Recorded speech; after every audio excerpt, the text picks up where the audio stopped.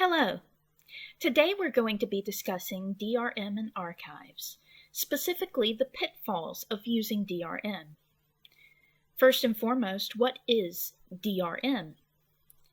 Oxford Advanced Learner's Dictionary defines DRM as actions and devices that are used by the owners of software or information to prevent people from accessing or copying it from the internet without permission. It should be noted that archivists, as people who might not have copyright privileges, may or may not have these permissions.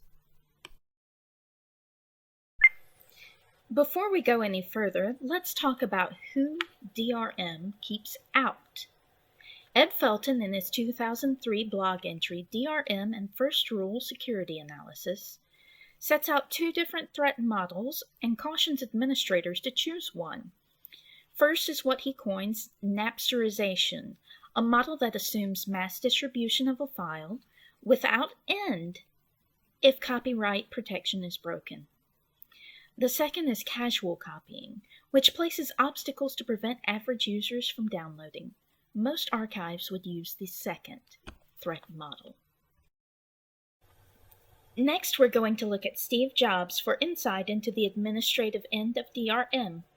He released in 2007 an open letter called Thoughts on Music, where he addressed the shortcomings of being an online music DRM provider. Interestingly, this letter is not hosted any longer on Apple's site, despite being often cited by tech professionals. In Thoughts on Music, Jobs talked about restrictions placed on Apple, like the fact that they were only given weeks to fix DRM breaches. He states that simultaneously, record labels happily sold physical media without any form of DRM whatsoever. Jobs goes on to say that DRM is anti-competitive, as resources needed to implement DRM create a huge paywall to enter the market. As archives are often underfunded, this is a major concern. Most interesting is that Steve Jobs plainly says that DRM does not and may never halt music piracy, which was the entire reason given for the implementation of such systems. This seems particularly relevant for the field, as archives tend to use DRM to avoid rights violations, and this could leave vulnerabilities to copyright breach litigations. Jobs offered three possible futures for DRM: to continue the course of DRM as is, to create a standardized, decentralized DRM model, or to abolish DRM altogether.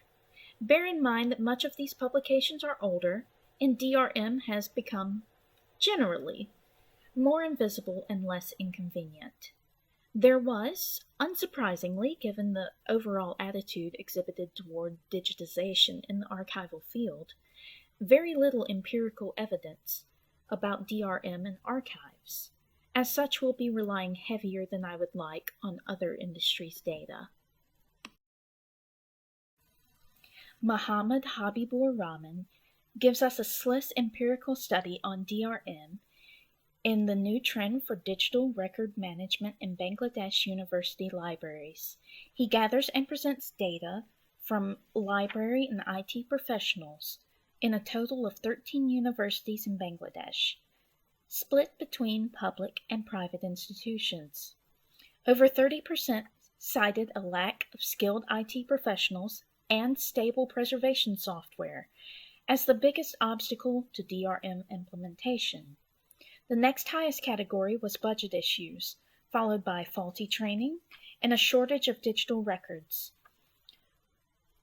One further segregation of data I would have liked seeing in this study is what percentage of respondents per category were library personnel and what percentage were IT personnel.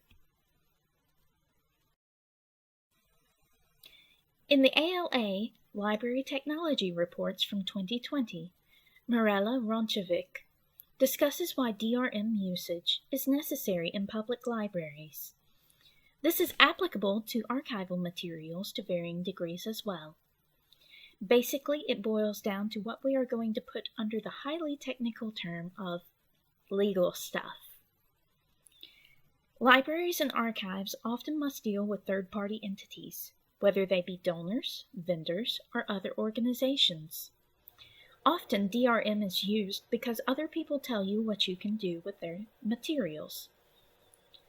Contractual limitations lead to pay-per-use models or 52 loans per 2-year models, which are exactly what they sound like. 52 loans per 2-year models are often used by major publishers like Penguin Random, HarperCollins, and Macmillan. DRM also controls download, viewing, and reproduction of materials, something very relevant to archives. Ronchevik continues on with how DRM hurts the rights of the users, that it abridges fair use by limiting the ability to use materials for educational purposes, that it creates labyrinthine, limited user options that often hamper the ability of the general user to access data that they legitimately have access to, that DRM often creates a bad user experience through lag or other compatibility issues, and that your organization will never directly own materials that they are paying to access. This section in particular would be troublesome when helping provide research to academics seeking publication. Another concern is the longevity of DRM with the current progression of technology.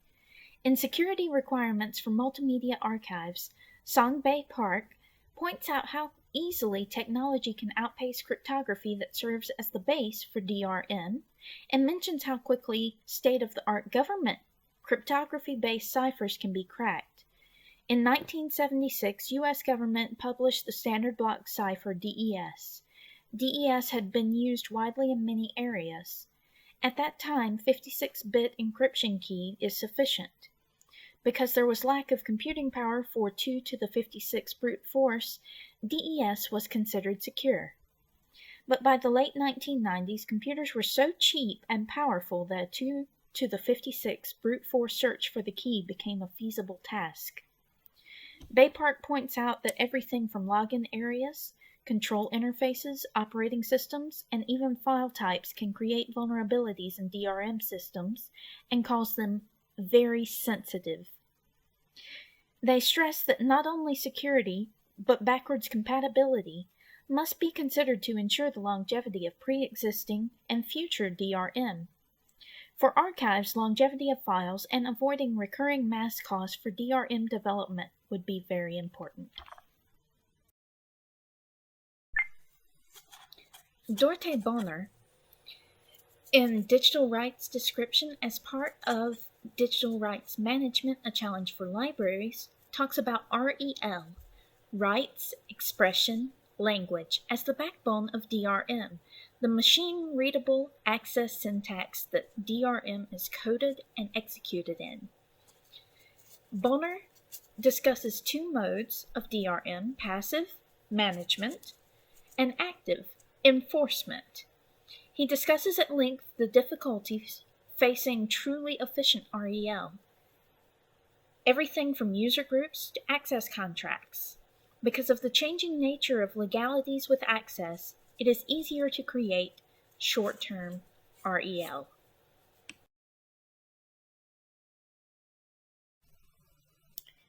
Problems with REL include future-proofing issues and a lack of standardization. Bonner says that proprietary RELs are the most advanced, with academic libraries behind them. For solutions to these problems, Bonner suggests that an examination of current DRM and REL models is necessary, and that REL could easily be made to overlap with metadata languages. He pushes for transparency agreements for users, written in layman's terms. He also muses over the usage of RMP, Rights Messaging Protocol, as a possible solution, but talks about it being possible to be manipulated to completely bypass DRM. Saiho Kwok, in a piece entitled Digital Rights Management for the Online Music Business, compares tethered, always online, remotely hosted services versus untethered, hybrid local hosted services, models for DRM. Tethered offers more third-party support and is more user-friendly. Untethered gives the hosting organization more control over materials, but also requires far more from the end user, namely higher hardware specifications and user knowledge of the DRM system. This ties back into issues that we've seen earlier with finding aid accessibility and the general difficulty for the layperson to use archives. In Julie Cohen's 2003 DRM and Privacy, there are two types of privacy invasions detailed that are linked to the use of DRM, which are constraint and monitoring. These are basically self-explanatory. Examples of constraint are region locking, copy protection, and device-specific DRM. Basically, it doesn't let you use your content however you wish. Examples of monitoring are payment profiles and user preference databases. A third type encompasses both monitoring and constraint and is called self-help. Self-help DRM disables content based on perceived infractions by the licensee. These could be seen as infractions of the researcher or patron's right to privacy unless a more flexible rights management scheme is considered.